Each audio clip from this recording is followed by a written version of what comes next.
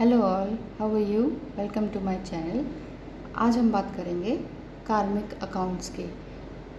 Question is, क्या हमारे parents भी कार्मिक अकाउंट्स के अंदर आते हैं?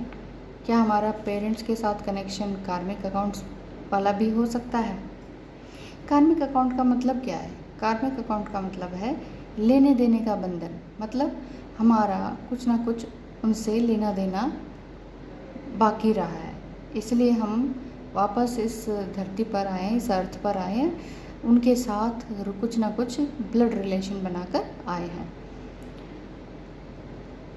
तो लेने देने में हम कुछ एक्सपेक्टेशंस रखते हैं ना, कि मैंने इसको, जैसे शादी में जाते हैं तो हमने इनको ये लिफाफा दिया है, तो अब आप ये एक्सपेक्टेशन रखेंगे कि मुझे वहाँ से कुछ मिठाई मिले, या नेक्स्ट टाइम हमारे यहाँ शादी हो तो उसमें हमें भी एक लिफाफा मिले और उससे थोड़े ज़्यादा ही पैसे हों। ये तो कॉमन सी बात है, और ये एक्सपेक्टेशन की सबसे पहली बड़ी बात है जिसमें ये जो कि शादी के वगैरह में होता है।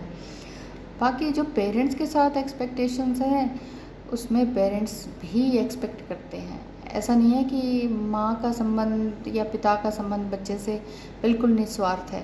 निस्वार्थ संबंध कोई नहीं है, सब में यही है कि कोई ना कोई एक्सपेक्टेशन है।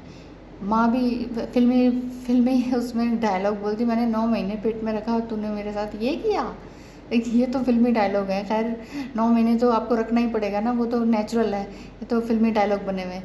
असल बात पे आए तो माँ ये चाहती है कि जैसे किसी बच्चे को पाल रही है वो, वही तो उसकी अच्छे से केयर कर रही है, प्यार कर रही है, उसको अच्छे से पढ़ा रही है, समझा रही है, अच्छी बातें, पॉजिटिव बातें सिखा रही है। तो कल को वो एक्सपेक्ट करेगी ना कि कल को ये अच्छा कमाए तो मेरी केयर करे, शादी करे तो उसकी वाइफ और ये मिलके तब उस बुढ़ापे में मेरी केयर करे। तो ये क्या है? एक्सपेक्टेशन ही तो है। तो ये लेन देन का कर्म है, ये एक्सपेक्टेशन है, ये कार्मिक अकाउंट है। तो ये पेरेंट्स के साथ भी हो सकता है, क्योंकि कोई भी रिलेशन निष्काम भाव से नहीं होते हैं, चाहे पेरेंट्स के हों या हस्बैंड वाइफ के हों। हस्बैंड वाइफ के सबसे ज़्यादा लेने देने के रिलेशन होते हैं, इसलिए वो सबसे बड़े लवर भी होते हैं एक दूसरे के, और सबसे बड़े दुश्मन भी वही होते हैं। कौन? Husband wife. पेरेंट्स का मतलब है आपका ब्लड रिलेशन में कार्मिक अकाउंट है, और अब आप बहुत ज़्यादा ग्रीफ और पेन फील कर रहे हैं और बिल्कुल सहन नहीं हो रहा है। इट मीन्स आपको ये कार्मिक अकाउंट कट करने का टाइम आ गया है। सुनने में और फील करने में बहुत बुरा लगता है, लेकिन ये है, ठीक है। तो यानी कि yes, your parents are karmic account में हैं, ठीक है। ये आपका संबंध उनसे बिल्कुल है।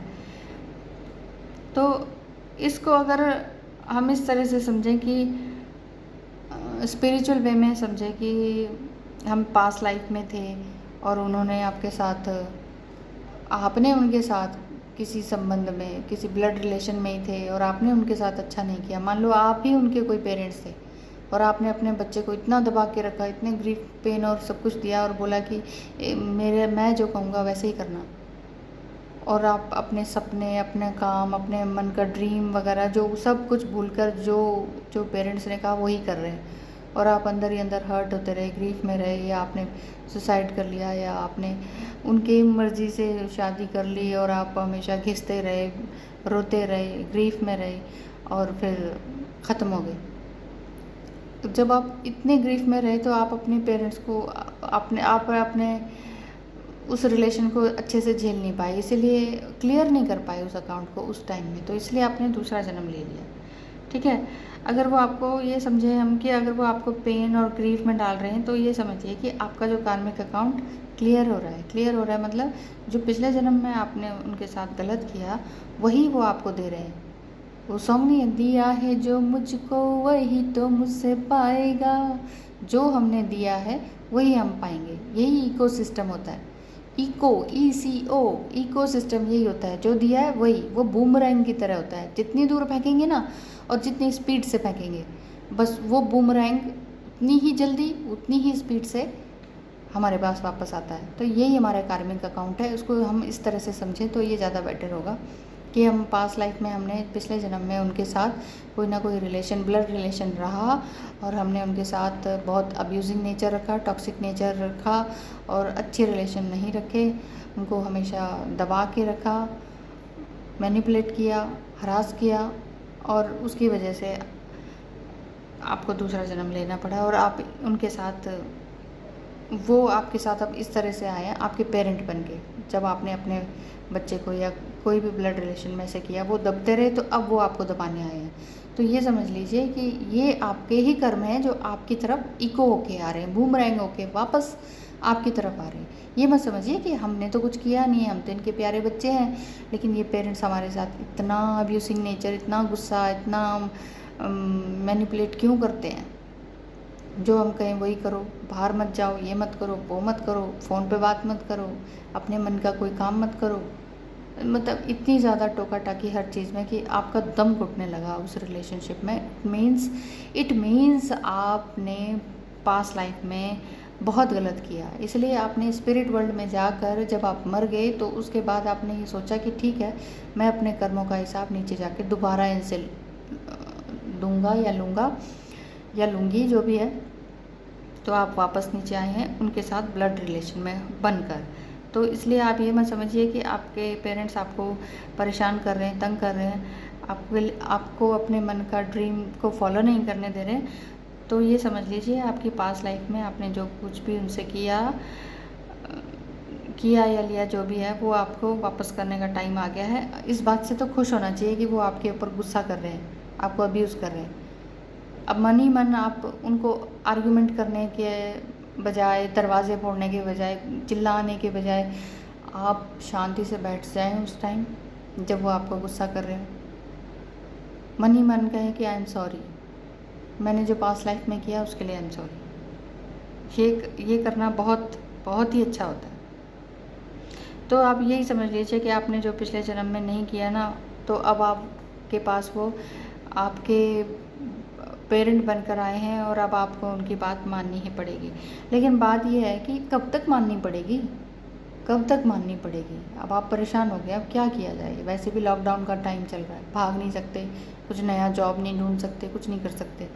तो ये समझिए कि ये कब तक चलेगा। इसका मतलब है आप इस कार्मिक अकाउंट में, अगर आप छोटे हैं तो, वैसे तो ये 21 ईयर्स तक चलता है, उसका है एक रिकॉर्ड है कि ये मैं ऐसा क्यों कह रही हूँ, आगे बताऊँगी। वैसे ये 21 साल तक ही चलता है, मतलब अगर आप 21 साल तक हैं की एज में हैं तो आपका कार्मिक अकाउंट अपने पेरेंट्स के साथ होगा ही होगा। लेकिन फिर भी अगर आप उन पर डिपेंडेंट हैं, अभी भी आप उन 21 से ऊपर हो गए हैं, 22, 23, 25, 6 में चल रहे हैं और उनके ऊपर ही डिपेंडेंट है कि ये ला दो, वो ला दो, ये चाहिए, पैसे खर्च करने हैं, कुछ भी चाहिए, अपनी फ़ीस भरनी है, कंप्यूटर चाहिए, ड्रेसेस चाहिए, घूमने के लिए पैसा चाहिए, कुछ भी चाहिए, उनके ऊपर डिपेंडेंट है आप। तो इसका मतलब आप अभी पेन, वुंड्स और ग्रीफ को झेलते ही रहेंगे। तो इसके लिए आपको करना क्या होगा, उसके लिए आपको अपना सेल्फ कॉन्फिडेंट बनना होगा, सेल्फ मोटिवेट होना होगा, सेल्फ लव करना होगा। हर वीडियो में एक ही बात है, हर प्रॉब्लम की एक ही की है, क्या, इनर वर्क, अंदर झांकना है। वो एक स्टोरी थी ना उसमें कि ईश्वर ने कहा कि मैं अपने आप को कहाँ छुपाऊँ, तो ऋषि मुनियों ने कहा पहाड़ों पे छुपा दो। उन्होंने कहा नहीं, मनुष्य बहुत तेज है, वो पहाड़ों के ऊपर चोटी पे भी चला जाएगा, चला ही गया है। फिर उन्होंने कहा ऋषि मुनियों ने कि आप समुद्र की तल पे अपने आप को छुपा दो। उन्होंने कहा नहीं, मनुष्य बहुत तेज है, वो वहाँ भी चला जाएगा। तो वहाँ भी पहुँच गए हम। फिर बोले कि अंतरिक्ष में कर दो, सूरज चांद सितारों पर। गॉड ने कहा कि नहीं, वो तो वहाँ भी पहुँच जाएगा। तो पहुँच गए हम, चांद सितारों पर कितने सालों पहले पहुँच गए हैं। फिर ऋषि मुनियों ने कहा कि अपने आप को इंसान के हार्ट के अंदर, दिल के अंदर, हृदय के अंदर छुपा लो, वो वहीं नहीं देख पाएगा। है ना, एक अजीब सी बात है ना। जैसे हिरण अपनी नाभि से जो खुशबू आती है ना, उसको वो ढूंढता रहता है, कहाँ से आ रही है खुशबू, कहाँ से आ रही है। बट उसको पता होता ही नहीं है कि ये जो कस्तूरी है ना, वो उसकी उसी की नाभि से, उसी के पेट से, उसी के शरीर के अंदर से उसकी खुशबू महक रही है। ये कस्तूरी क्या है? ये हमारा हार्ट ही तो है। हमारे हार्ट में बहुत सारा लव भरा पड़ा है, प्यार ही प्यार है इसमें, अनकंडीशनल लव है। उसकी खिड़की खोलनी है, ठीक है ना?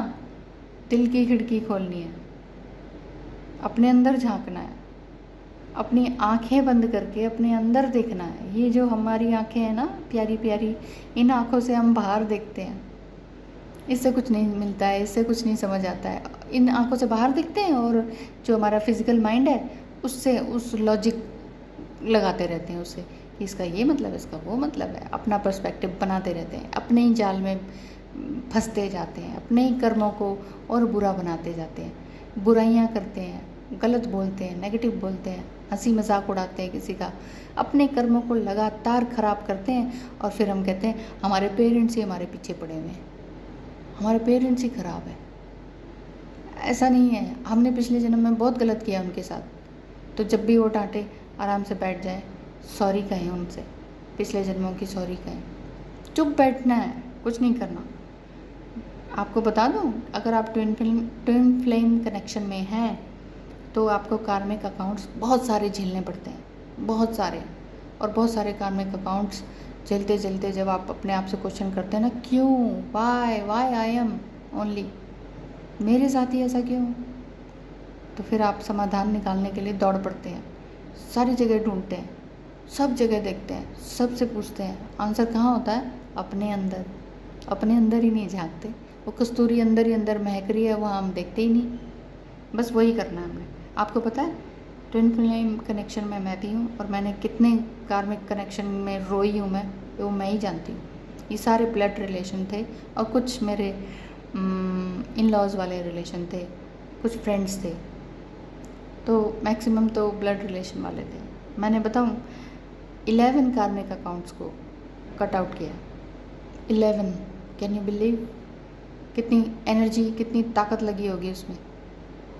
लेकिन मैंने अपनी सारी ताकत बटोर के इनर वर्क किया, मेडिटेशन किया ना, फिर मुझे कोई ताकत नहीं लगी। मुझे कोई आर्गुमेंट नहीं करना पड़ा, मुझे कोई गाली गलौज नहीं करना पड़ा, मुझे कोई हाथ पैर नहीं उठाने पड़े किसी के लिए, किसी को ब्लेम नहीं करना पड़ा, अपनी लैंग्वेज, अपनी ज़ुबान को गंदा नहीं करना पड़ा, और इजीली कार्मिक गॉड कनेक्शन को कट कर दिया। ठीक है, तो अगर आप अभी भी अगर इस तरह के क्वेश्चन पूछते हैं कि क्या पेरेंट्स भी कार्मिक अकाउंट्स में आते हैं, तो हाँ जी, डेफिनेटली आते हैं। तो इसका मतलब अभी भी आपने इनर वर्क अपना बहुत अच्छे से स्टार्ट नहीं किया।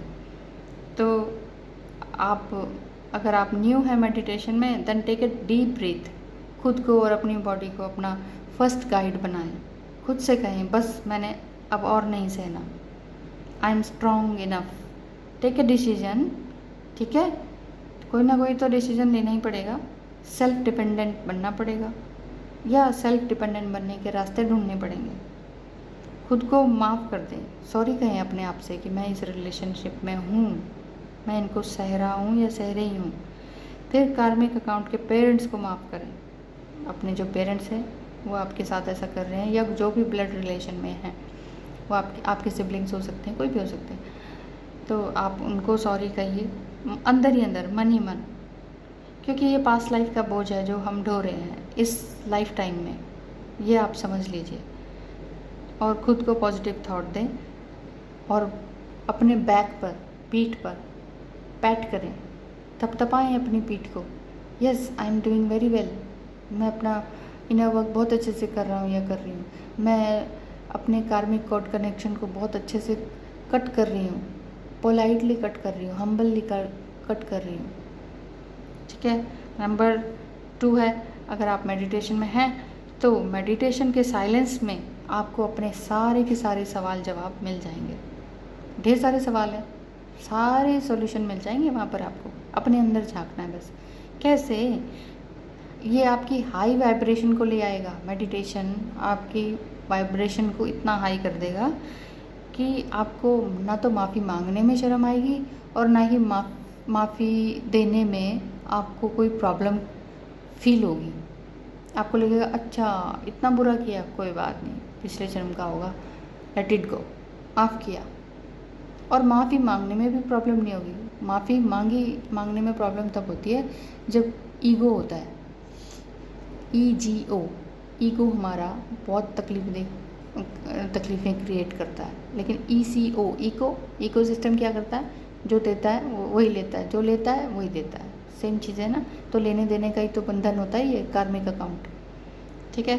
तो अपने आप को हाई वाइब्रेशन मोड पे रखें और आप उसके बाद रिसीविंग मोड पर आ जाएंगे। क्या रिसीव करेंगे? Love, only love, unconditional love receive करेंगे। और नंबर 3 है, अपने आप को माफ़ करें, दूसरे को भी माफ़ करें, लेट इट गो करें, आर्ग्यूमेंट ना करें और ग्रेसफुली सॉरी कहें। आप ये समझ लीजिए, आपके सॉरी कहने से आपके पेरेंट्स आपको घूर के भी देख सकते हैं, नाराज़ भी हो सकते हैं, क्योंकि वो सॉरी रिसीव करने के मोड में नहीं होंगे कि ये क्या ड्रामा क्रिएट कर रहा है या कर रही है ना। लेकिन अगर आप इनर वर्क कर रहे हैं ना, सच मानिए इनर वर्क में बहुत ताकत है। माफ़ करने और माफ़ी मांगने में बिल्कुल भी शर्म नहीं आती है। बिल्कुल आप अपने ईगो से ऊपर उठ जाते हैं, आप पूरे स्पिरिचुअल बन जाते हैं। आपको कुछ 1 सेकंड का भी टाइम नहीं लगेगा माफ़ी मांगने में। आपके ही तो पेरेंट्स हैं, चरणों में गिर जाइए उनके, कह दो आई एम सॉरी, इस जन्म में मैंने आपके लिए बहुत कुछ गलत किया है, शायद इस वजह से आप मुझे इतना डांटते हैं, परेशान करते हैं, हर्ट करते हैं, अब्यूज़ करते हैं, ठीक है ना। उनका हृदय परिवर्तन होने लगेगा, देखना। जब आप जेन्युइनली माफ़ी मांगेंगे ना, ये सोचते हुए कि मुझे माफ़ी ही मांगनी है, आर्गुमेंट नहीं करना। हो सकता है वहाँ पर वो रिसीविंग मोड में ना हो और वो आपको कई तरह की स्टोरी सुनाने लग जाएं कि नहीं, मैंने ना तुम्हारे साथ ऐसा इसलिए किया क्योंकि ये हो रहा था, कि ये ऐसा गलत मैंने इसलिए कहा क्योंकि ये हो रहा था, क्योंकि तुमने ये गलत किया था, तुमने वो गलत किया था। अब आप ये सब सुन के भड़क मत जाना कि ओ मैंने कब किया था ऐसे, मैंने तो ऐसे नहीं कहा था, है ना। तो ऐसा कुछ नहीं करना है। इसका मतलब आप ईगो में हैं, इसलिए आपको हर्ट हो रहा है फिर, और आप आर्ग्यूमेंट पे उतर जाएंगे। आर्ग्यूमेंट पे उतरेंगे, अपनी ज़ुबान ख़राब करेंगे, अपने कर्म ख़राब करेंगे। तो एक एक स्टेप को, एक एक थॉट को, हर चीज़ को सोच समझ के ध्यान से चलना है। इसलिए उसके लिए सबसे पहले इनर वर्क की बहुत ज़रूरत होती है। तो start your inner work right now. Solitude में जाइए, इनर वर्क कीजिए, माफ़ी मांगिए, माफ़ कर दीजिए और खुश रहिए, बहुत खुश रहिए, क्योंकि ये कार्मिक अकाउंट्स हैं, इसको हमने कट करना ही होता है। माफ़ी मांग के तो और अच्छा हो जाएगा, उनकी भी आंखों से आंसू निकलेंगे, वो भी आपको सॉरी कहेंगे अपने किए पर।